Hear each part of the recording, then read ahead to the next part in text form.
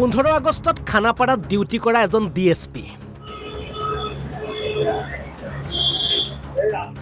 ডিএছপিৰ কাহিনী শুনিলে আচৰিত হ'ব আপুনি আপুনিও ভাবিবলৈ বাধ্য হ'ব গুৱাহাটীত এইবোৰ কি চলি আছে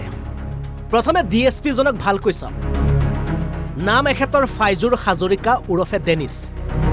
খাকি পোছাক পিন্ধি কঁকালত পিস্তল লৈ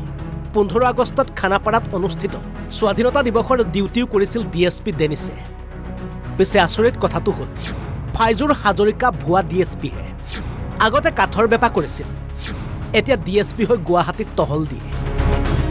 আৰক্ষীৰ পোছাকত এনেদৰে দেখি কোনে নকব এজন ভুৱা ডিএছপি বুলি ডেনিছে কেতিয়াবা সিবিআই বিষয়া কেতিয়াবা এএসআই বুলি চিনাকি দিছিল আৰক্ষীৰ পোছাকৰ সুযোগ লৈ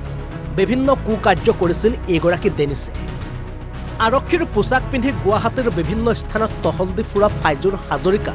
6 মাইলৰ ভাড়াঘৰত থাকে ফাইজুৰৰ আচল ঘৰ মঙলদৈ পিছে দিন বেয়া আছিল ফাইজুৰ উৰফে ডেনিছৰ আৰক্ষীৰ পোছাক পিন্ধি থিয় হৈ আছিল জালুকবাৰীৰ বাছ স্থানত ডেনিছৰ চালচলন দেখি সন্দেহ উপজিছিল জালুকবাৰী আৰক্ষীৰ অৱশেষত হুটপুছ কৰাতহে ওলাল উৰহি গছৰ উৰ খাকি পোছাক পিন্ধি কঁকালত পুতলা পিস্তল টহল দি ফুৰা ডিএছপি ডেনিছক অৱশেষত জালুকবাৰী আৰক্ষীয়ে আটক কৰে তাৰ পাছতে ডেনিছক লৈ 6 মাইলৰ আনন্দনগৰত থকা ভাড়াঘৰত তালাচী চলাই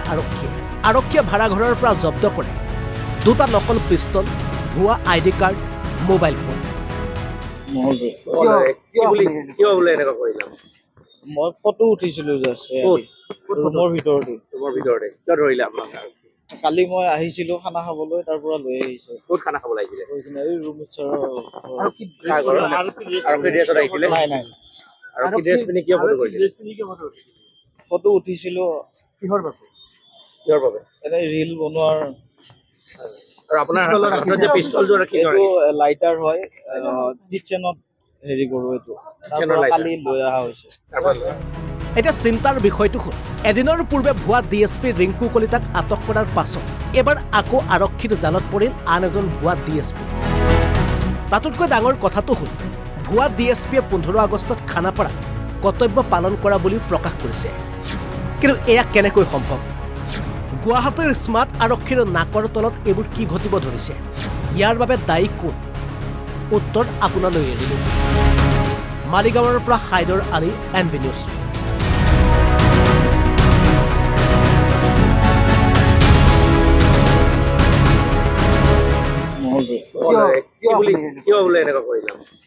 মই ফটো উঠিছিলো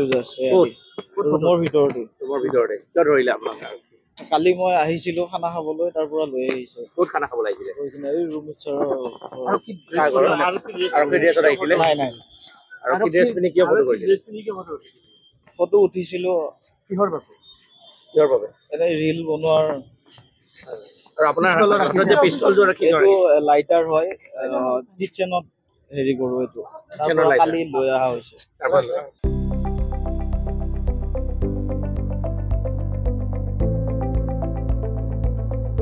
NB নিউজ সহজ সৰল ভাষাত নৱভাৰতৰ কথা।